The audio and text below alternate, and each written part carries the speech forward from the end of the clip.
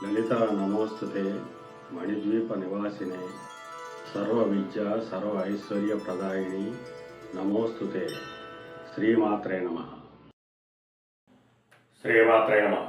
మిత్రులందరికీ శుభోదయం.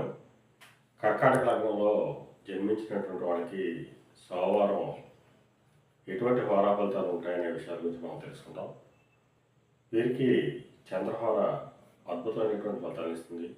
ఏ నిర్ణయం తీసుకున్నా, ఏ కార్యక్రమం తలపెట్టినా కార్యం కలుగుతుంది. కుజహోర కూడా వ్యవసాయానికి సంబంధించి ఏ నిర్ణయాలు తీసుకున్నా సత్ఫలితాన్ని ఇస్తుంది. గురుహోర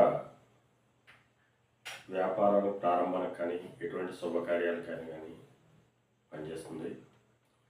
శుక్రహోర కొద్దిగా చెడ్డ ఫలితాన్ని ఇస్తుంది.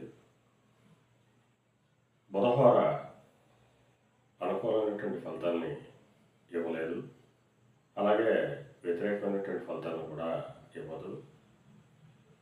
అది ఎటువంటి ఫలితాలను ఇవ్వకుండా న్యూట్రల్గా ఉండేటువంటి అవకాశం ఉంటుంది. శనిహోర చెడ్డ ఫలితాలను ఇచ్చేటువంటి అవకాశం ఉంటుంది. శ్రీమాత్రే నమః.